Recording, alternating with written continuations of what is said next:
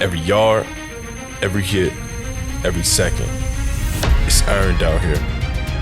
This game demands more than just skill. It demands fuel. The right fuel. Because out here, it's not just about how hard you work. It's about how long you keep going. When the game gets real, drink BioSteel. Welcome in, welcome back. The second last recap of the OUA season, Connor. We are down to two teams. It is the same two teams as last year, but it's at a different spot. And we're going to break down the Yates during the week. So don't worry about that, guys. This one is just about the games that were and really what went down in these close games that didn't really seem that close in the final minutes. Yeah, I think we're going to start this one off here with Guelph and Western.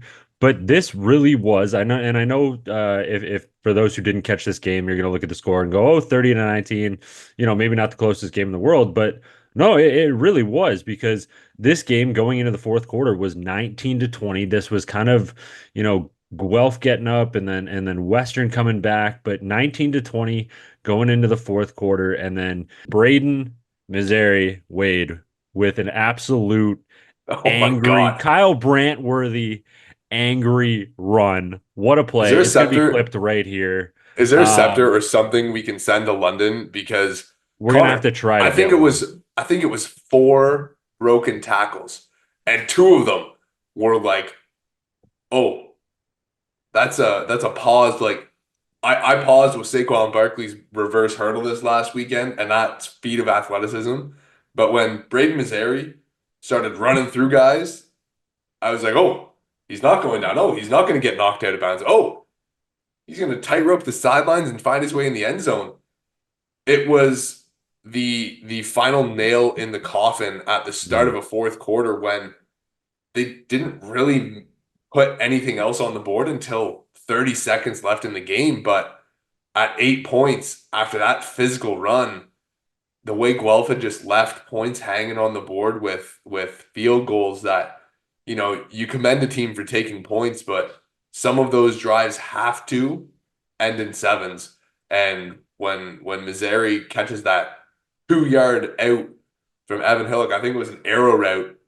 Uh, he catches it and it turns into what is the game winning and extending touchdown. Huge change for the Mustangs. Yeah, I'm going to rewind this one a little bit because Western comes out. Keon Edwards gets the three-yard run to open the scoring in this game, but Guelph comes right back. They force a safety, and Benjamin Lane hits a bomb, 52-yard bomb of a field goal. And then all of a sudden, it's 10-6 Western lead. And then Wade, we talked about Braden Missouri making a play, but Vashon Janusis with an absolute angry run of his own on a 23-yard Back-to-back plays, touchdown. okay? The Back-to-back back-to-back plays. plays, back-to-back plays. The Um, catch beforehand, where he rumbled for yardage, and then into the 23-yard touchdown where it was just, I'm getting into the end zone. Come try to stop me, to put Guelph up 13-10. But despite the magnitude of that play in that moment for this Guelph offense, that was the only touchdown that they were able to score in this game with their offense. yeah, and Connor, I know like Vashon, when he's running the ball or he's got the ball in his hands, whether it's screen passes or down the field or under routes like this was, he's just so tough to bring down. And as Guelph was looking for that extra offense and looking to make a play, it really felt like in the game, Guelph just any of the mental errors, any of like the small things like a drop pass, or maybe you throw just a tad high, or you miss a block because your hand placement was wrong, or you hold a block too long, get flagged for it.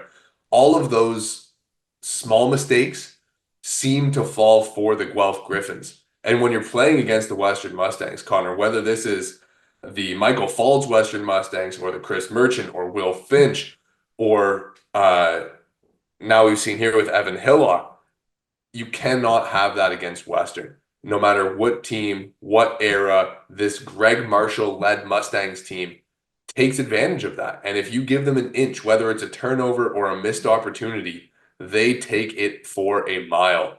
and where Guelph may have been moving the ball well, right? Equal first downs, pretty much equal total offense. They matched them throwing the ball all game long. The big mistakes, the fumble, 6 sacks taken.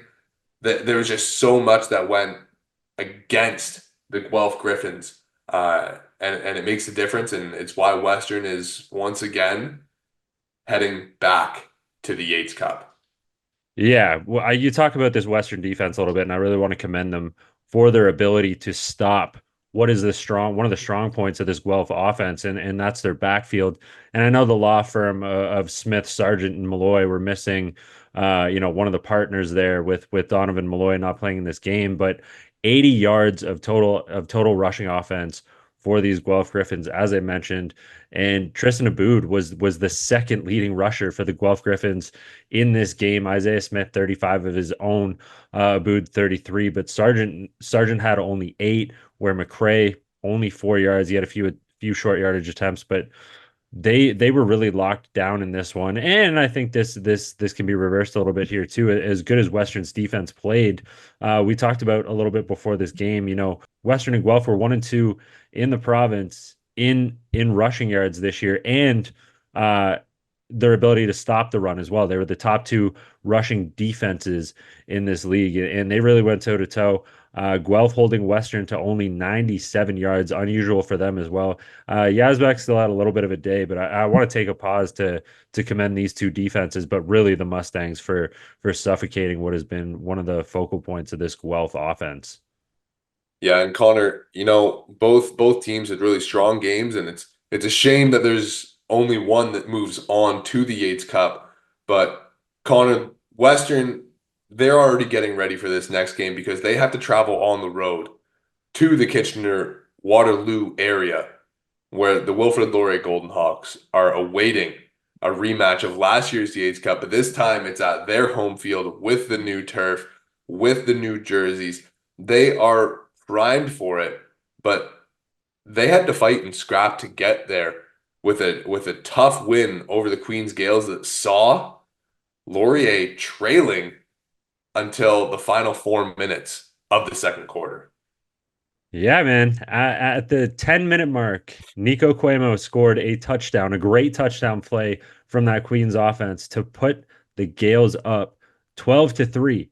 And I'm kind of sitting around going, and I don't know if you were the same here, but I'm kind of sitting around here going, okay, is Queens about to do something here? But then we move into the second quarter, or later in this, but then later in the second quarter, and I mean later in the second quarter, about 4 minutes left in this game, Laurier puts up 23 unanswered points to take a 26-12 lead into the second half of this ball game. It was a great play from Ethan Jordan, 16-yard touchdown pass from Taylor Elgersma. Jordan would not be denied on that scoring play. And then Elgersma comes out with another beautiful ball, 31-yard pass to Ryan Hughes, who made a great play on that catch. But Ethan Grigorich with the 41-yard interception return to set up the 23-yard pass to Leomi Ajudaleo with 8 seconds left in this first half to take a 26-12 lead into the second half. Okay, Connor, I want to talk about this part because I had tweeted this off the CFP account right when Dawson Hodge missed wide right. Queens didn't have a returner back. They get the no yards penalty on the miss in the end, which is actually really, really heads up play by Coach Schneider and the coaching staff. But I tweeted this out. Keep in mind, Laurier started slow in week 1 when they hadn't played a game the week before because of training camp. They start slow. They get going after halftime. They crush McMaster. Then they have the week 2 bye. Week 3, if you remember, it wasn't until Tayshaun Jackson crushed that kick return in the second quarter, like mid-second quarter, that really got the offense going.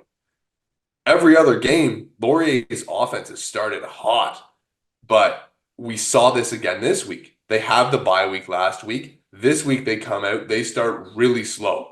whether it was missed passes or just missed assignments or lack of execution. It could have been a combination of any of them on any given play, but they start slow by the Laurier Golden Hawks offense standards, which we expect is drive the field, touchdown, drive the field, score, drive the field, change field position, something like that. But mostly it has been production. This week, it wasn't until that 5 minute mark Queens punts it away and they're playing the field position game and doesn't quite work. They get the ball near midfield and it was just minute. And now all of a sudden they're within 2 points. And I started thinking to myself, like, okay, this is really weird because Laurier is stupidly good at these end of half, end of game scenarios and situation, which is a sign of a really well coached, really experienced, really heads up football team to be able to make people and teams pay for just giving you the ball. It's not like Queens did anything wrong until the interception, like you'd mentioned, but you make them pay for just giving you the ball back with time on the clock. And Queens took the safety to avoid giving them good field position. And it didn't matter because another minute and 30 later, Taylor's down the field and they're taking chunk plays. And like it did not make a difference for Laurier where they started with. Once they got going, that quick burst of 3 scores and the safety to try and prevent something from happening really turned the tide. And once they took that 14-point lead, Connor, you could feel the pressure on Queens just kind of tighten a little bit. Yeah, Walton's been good and Falcone's been good and Nico Cuemo's been good, but we've got Anthony Leo, who was not our starter for the first half of the season.